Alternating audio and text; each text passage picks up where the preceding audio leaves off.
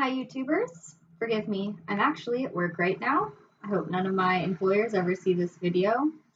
Um, but anyways, I need to do an update. I've been avoiding it for a reason, and I'm just gonna pretty much jump into it because I've dealt with a lot of the emotions already. But on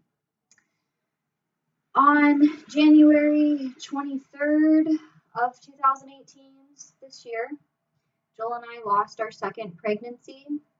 Um, After my 6-week video, I waited 2 weeks for my next doctor's appointment where we were supposed to hear the heartbeat, and unfortunately we didn't. That was really, really hard because I knew for some reason I just kept getting increasingly and increasingly nervous about hearing the heartbeat. So I think on some, it's hard to explain, but on some intuitive mothering level, I think I knew something was wrong. But I wasn't experiencing any crampings or any signs of a miscarriage, anything like that. So it was really hard for me to hear still that they weren't hearing the heartbeat. And what my doctor did was actually send me to an urgent care facility to get another ultrasound to see if there was going to be anything showing up there, because not gonna lie, his equipment was pretty, I don't know, outdated and like not the best equipment. But still they weren't hearing anything, although they did see a, sorry if I'm distracted, embryo that was small for 8 weeks. So anyways, another week went by and I still wasn't feeling any symptoms, and I was hopeful, thinking that maybe we just had the dates wrong, blah, blah, blah. It was torture. That whole week was complete torture, and even the week following that was just awful. Because it was 2 weeks from the time that I was told something was wrong that I even did start to miscarry. It was early in the morning. I had to call off class and work. It was a complete fiasco. The entire day was taken up. I had no idea what to expect for a miscarriage. I've never had one before.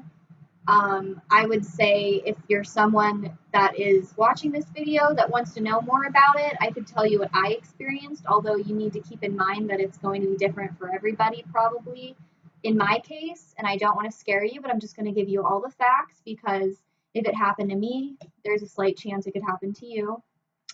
I was told to contact my doctor when I started to miscarry, which I did, and he said, okay, yeah, this is normal. You'll probably soak a few pads or something.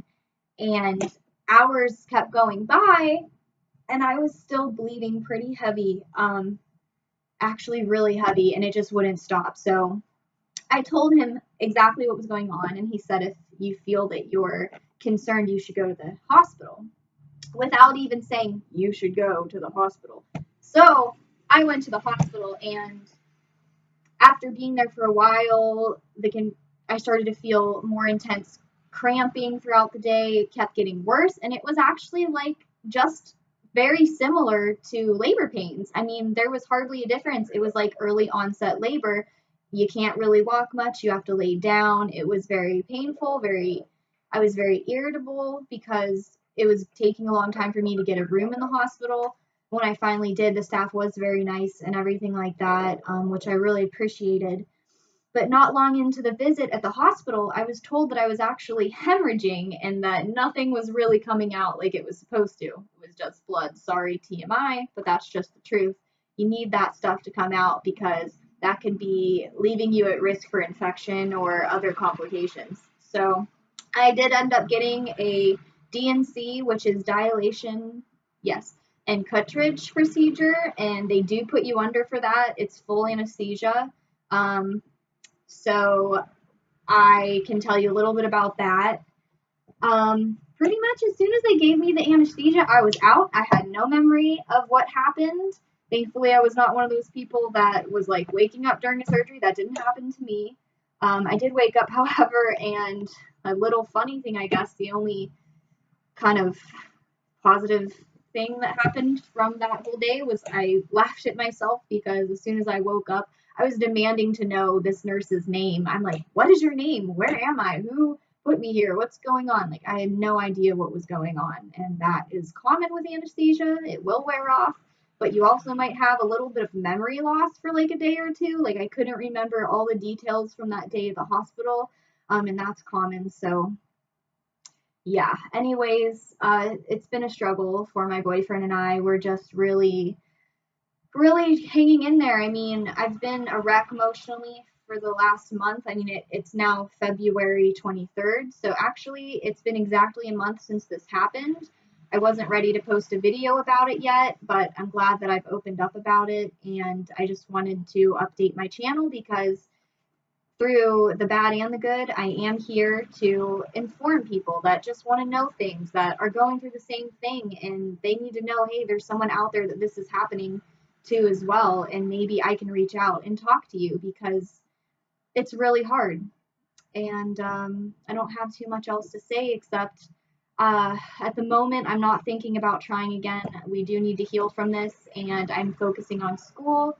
I'm not sure if I'm going to try again while I'm in school because honestly, I'm not sure if I can handle another loss at this point. I do know that even though miscarriages are common, I'm just not ready to experience another one. So I don't want to put myself at risk for that. Anyways, I hope you guys have a good rest of your month of February, and please comment.